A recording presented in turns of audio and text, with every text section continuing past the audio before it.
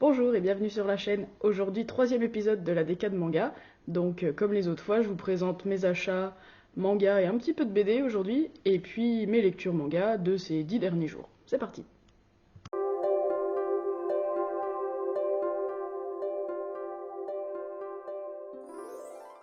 Alors, pour ce qui est des achats manga, ça va être hyper rapide parce que j'ai acheté que le tome 2 de Spy Family. J'ai acheté que ça.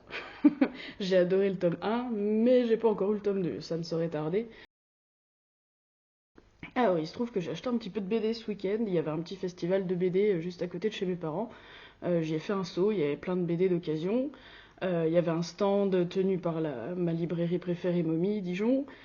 J'étais un tout petit peu déçue, je pensais qu'ils auraient quand même peut-être quelques mangas, mais en fait non, ils avaient principalement les BD des artistes qui venaient en dédicace. Il y en avait beaucoup, mais voilà, comme je suis pas très calée en BD, j'ai pas pu profiter de ce côté-là du festival, mais on a bien fouiné dans toutes les BD d'occasion qu'il y avait, et puis j'ai complété un petit peu ma vieille collection des albums de Yoko Tsuno. Je sais même pas si vous connaissez.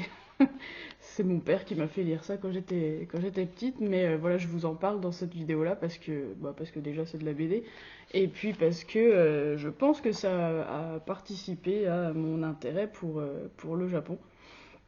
À cette époque-là, je lisais pas du tout de manga encore, mais il y a deux, trois albums où ça se passe un petit peu au Japon. Enfin bon, en tout cas, Yoko, comme son nom l'indique, elle est japonaise. C'est une femme forte. Elle est ingénieure. Elle travaille en Europe. Bon, pas qu'en Europe. Comme vous pouvez le voir, il y a beaucoup d'albums de science-fiction aussi, mais il y en a qui se passent en Europe et il y en a un ou deux qui se passent au Japon. Et je me rappelle que j'avais été relativement fascinée par ce côté-là. De ces albums. Donc là, j'en ai trouvé trois qui me manquaient. Donc on a celui-là, c'est le tome 13, Les Archanges de Vinéa. On a le tome 17, Le Matin du Monde, parce que ça, c'est un album où elle remonte dans le temps, ça arrive. Oh, elle fait plein de trucs. Hein. Et puis le 18, Les Exilés de Kifa. Voilà. Donc ma collecte est presque à jour. Donc ça avance petit à petit, c'est vraiment le genre de truc que j'achète comme ça au compte-gouttes.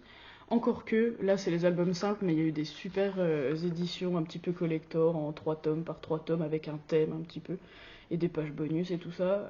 J'en ai un que je vous montrerai peut-être à l'occasion, et ils sont vraiment trop beaux, mais c'est pareil, sont un petit peu chers. En plus, bah voilà, comme j'ai presque déjà tous les albums, c'est vraiment pas une priorité d'achat, mais ils sont trop beaux. Donc c'est pas exclu que si je les trouve d'occasion par-ci par-là, peut-être qu'un jour je remplacerai ma collection d'albums simples par les intégrales qui sont vraiment trop beaux. J'ai lu vite fait, j'ai lu celui-là en rentrant du festival. J'ai pas été transcendée. C'est quand même très nostalgique pour moi. C'est la nostalgie qui parle quand je lis Yoko Tsuno. Voilà. Et puis, comme je disais, moi je préfère un peu les épisodes qui se passent en Europe ou au Japon, et là, comme vous pouvez le voir, c'est pas le cas. Donc c'est pas ce que je préfère, mais bon, je suis quand même très contente de les avoir trouvés. Voilà, pas très cher, en bon état. Ça complète ma collection, c'est parfait. Allez, maintenant on passe à mes lectures manga. Ça risque d'aller assez vite. J'ai lu pas mal, mais j'ai lu peu de séries. Beaucoup de tomes de peu de séries. Je sais pas si je suis très claire. On commence avec La fille du temple au chat. C'est le tome 1 que j'avais depuis longtemps, que j'avais lu, je pense, quand je l'ai acheté, mais dont j'avais pas un souvenir très précis. Et puis j'avais envie de faire un peu le tri dans ma mangatech et de prendre des décisions concrètes sur cette panoplie de tome 1 un peu dépareillés que j'ai. Donc les relire et décider une fois pour toutes si je les vendais ou si je voulais la suite. Voilà. Après, il y a un débat. Hein. Est-ce qu'un tome 1 c'est assez représentatif d'une série? Je sais pas. Moi, je pense que oui. Enfin, en tout cas, ça me gonfle assez vite si le tome 1 m'accroche pas. Et les gens qui me disent oh ouais, mais au tome 8, c'est trop bien. Oui, non, mais le tome 8, d'accord. Mais d'ici là, il n'y a pas moyen de. Bon, bref. Moi, je suis assez partisane du si le 1 m'accroche, ok. Si le 1 m'accroche un peu, je tente le deuxième, à la rigueur. Mais je suis assez, euh, je suis assez tranchante de ce point de vue-là. Donc, j'ai relu La fille du temple au chat, le tome 1. C'est l'histoire de. Bah, oui, de la fille du temple au chat quand même, mais on suit les aventures de Gen, qui veut échapper à ses parents, mais on les voit pas, ses parents, donc on se doute qu'il a un contexte familial peut-être pas très facile, mais on n'en sait pas plus pour le moment en tout cas, et qui retourne habiter dans un temple, qui est entretenu par sa grand-mère et sa cousine, qui s'appelle Shion, et qui est donc la fille du temple au chat. Et ils se connaissaient quand ils étaient petits, enfin il allait passer ses vacances là-bas. Mais bon, voilà, il en a des souvenirs, des bons souvenirs, très nostalgiques, mais un peu flous, voilà, il était petit et il se rappelle pas beaucoup de sa cousine en fait.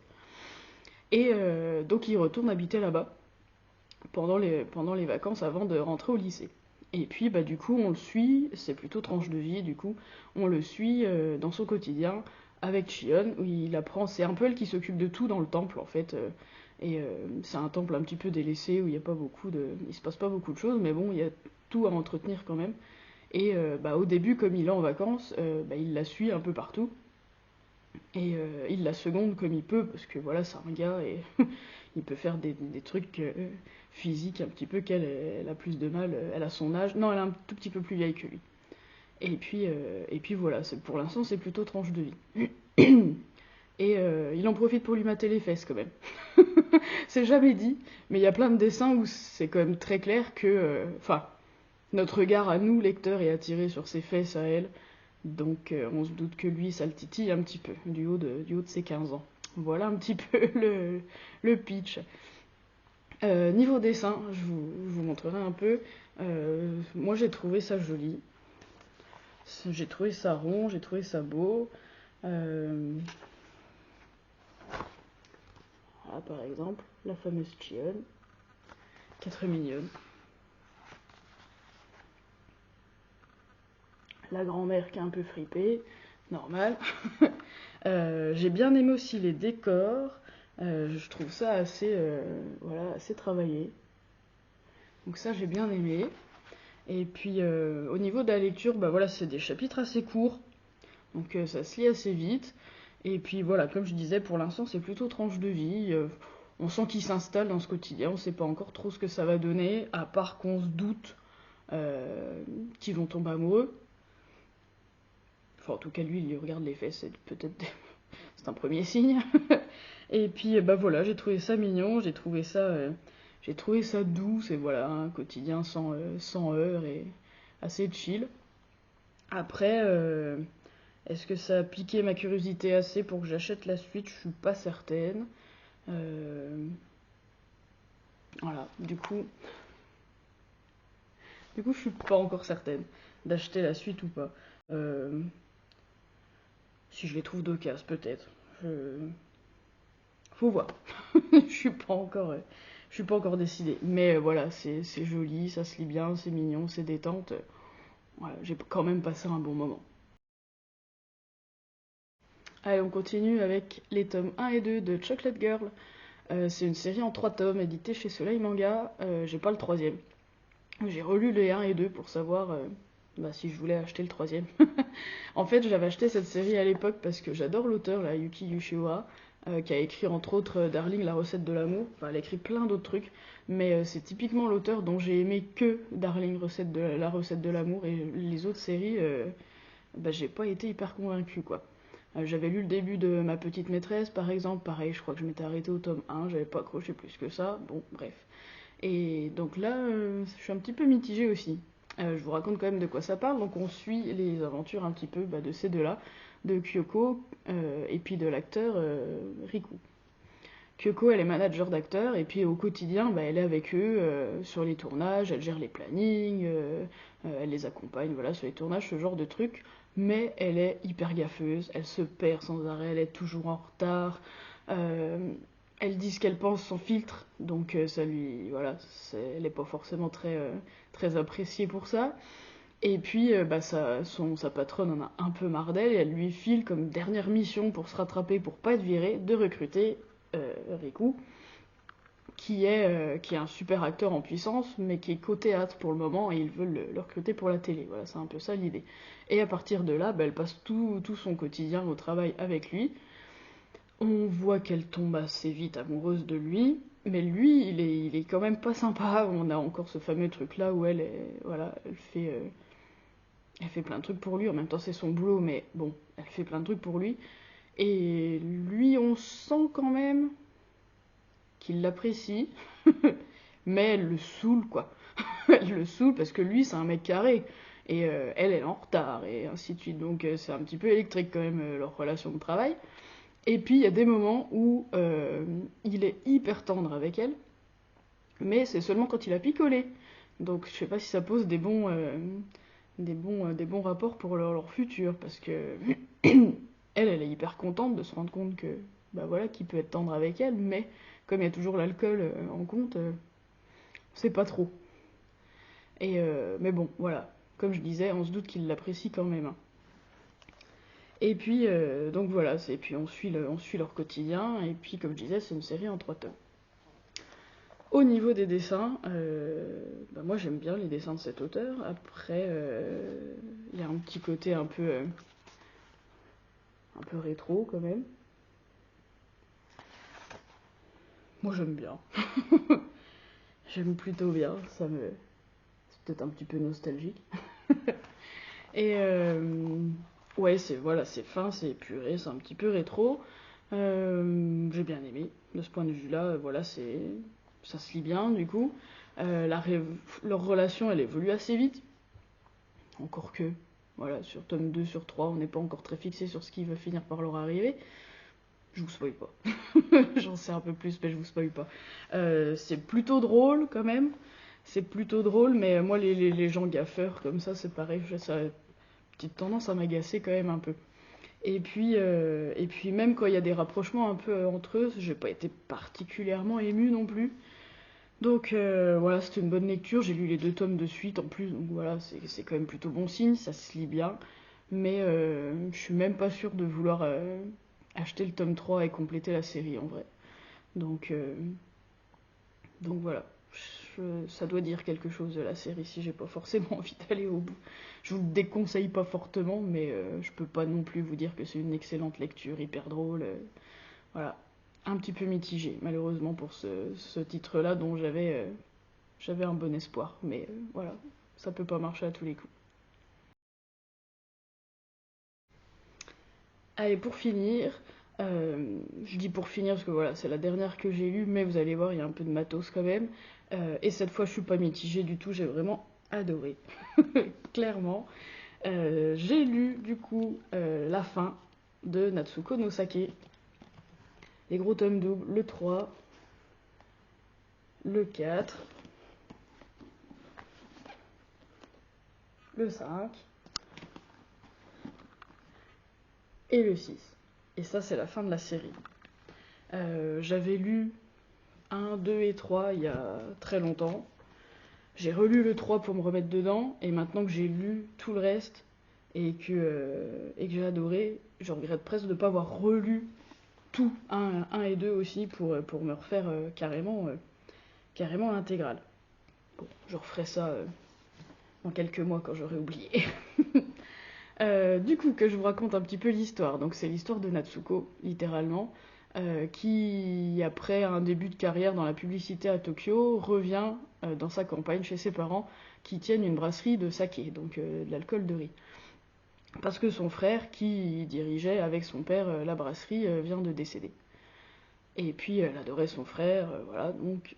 Et puis, comme à Tokyo, ça se passait pas hyper bien, c'est une nana quand même un petit peu rêveuse, idéaliste, avec des grands principes et tout. C'est vraiment une femme forte pour le coup, c'est vraiment chouette. Alors que ça se passe et ça a été dessiné dans les années 80. C'était quand même déjà assez progressiste pour l'époque. Et puis elle adore le saké de toute façon. Donc, sans trop de regrets, elle retourne dans la brasserie de ses parents. Et puis en fait, elle a un don pour la dégustation du saké. Et, et elle veut réaliser en fait le rêve de son frère, qui était de produire le meilleur saké du pays, littéralement, et pour ça qui avait ressuscité un petit peu une race de riz un petit peu rare et difficile à travailler, mais dans laquelle il avait placé tous ses espoirs. Voilà, il pensait que c'était vraiment le meilleur riz pour faire le meilleur saké. Je sais pas si je suis très claire, si, je pense que ça va. Donc, il y a plein de thèmes qui sont abordés, donc ça parle évidemment de saké, on est plongé, il y a des détails assez techniques, mais c'est jamais difficile à lire, J'ai jamais trouvé ça compliqué, mais il y a énormément de détails sur la fabrication du saké, toutes les étapes de cuisson, du riz, de pressurage, de mise en bouteille et tout. On est vraiment plongé dans le quotidien de la brasserie. C'est hyper intéressant de ce point de vue-là. Mais du coup, il y a aussi un gros débat d'écologie et d'agriculture bio, parce que forcément, pour faire le saké, il leur faut du super riz, le fameux riz que son frère avait retrouvé. Et pour ça, elle fonde une association de culture pour promouvoir le riz bio, avec tous les débats que ça peut engendrer à cette époque où il y a beaucoup d'histoires, beaucoup de débats autour des pesticides qui diffusent par hélicoptère en plus, avec des conséquences assez désastreuses sur la nature. Ouais. Donc c'est assez décrié, ça lève les débats et tout, c'est vraiment bien expliqué. Donc ça parle aussi forcément de marketing, de tradition et de modernité, le fameux, le fameux adage, mais c'est vraiment ça l'idée. Les techniques ancestrales du saké, les nouvelles techniques, voilà, ça parle de ça beaucoup. Ça parle de son rêve à lui, qui est devenu son rêve à elle, et elle se donne tous les moyens pour y aller. Ça parle de maladie et de deuil aussi, forcément, parce que le fameux frère est décédé très tôt. Donc on a cet aspect-là aussi qui revient régulièrement. Et puis ça parle de volonté beaucoup, parce que c'est vraiment une nana assez impressionnante, quoi. Donc voilà, je vais vous montrer un petit peu le dessin, parce que du coup, pour le coup, c'est un petit peu daté quand même. Voilà, il y a un découpage très clair et précis, comme ça. Un coup, de temps en temps, il y a des grandes pages. Il y a les pages de chapitres, et puis il y a des grandes pages uniques aussi, qui sont très belles. J'essaierai de vous en mettre une ou deux. Mais voilà, moi j'adore ce manga, c'est à la fois tranche de vie, en même temps on est happé par la progression de la brasserie et de Natsuko. Est-ce qu'ils vont réussir à brasser ce saké? Est-ce qu'ils vont réussir à revivre ce riz? C'est quand même ça l'histoire. Et même si voilà, c'est des tomes doux, c'est une lecture assez dense, donc tu lis pas tout d'un coup, hein, faut faire des pauses, mais ouais, je me suis bouffé les 4 gros tomes là en une semaine, et j'ai vraiment aimé, quoi. On s'attache, en fait, il y a beaucoup de personnages. Il y a les agriculteurs du village, il y a tous les artisans de la brasserie, donc il y a sa famille, il y a des experts en saké voilà, qu'on croise, qui font avancer l'histoire, quoi. Qui font plus ou moins bouger ses convictions. Enfin, c'est très très humain, et c'est vraiment prenant. Voilà. Cette série, j'ai un peu peur qu'elle soit passée assez inaperçue. Donc j'insiste un peu, mais c'est vraiment chouette, quoi. Si vous aimez, si vous aimez être immergé dans le Japon, si vous voulez voir une femme forte, si vous voulez voir des personnages passionnés vraiment par leur métier, et voilà, moi ça me parle. Vraiment j'ai adoré. Donc je ne peux que vous le conseiller, vraiment. Natsuko no Sake, voilà. Et bah du coup c'est tout pour aujourd'hui. Je vous ai déjà tout montré. J'ai plein d'autres séries à lire prévues dans pas longtemps. Et puis j'ai fait une ou deux petites commandes Vinted de manga d'occasion. Donc d'ici dans 10 jours, je pense que je pourrai vous montrer ça. J'espère que ça sera arrivé. Et puis voilà, donc n'hésitez pas à me dire vous dans les commentaires ce que vous lisez, si vous connaissez Natsuko no Sake, parce que c'est vraiment mon coup de cœur du moment. Et puis, ou si je vous ai donné envie de le lire, j'espère. Et du coup, je vous dis à bientôt. Et puis on se voit dans 10 jours dans l'épisode 4.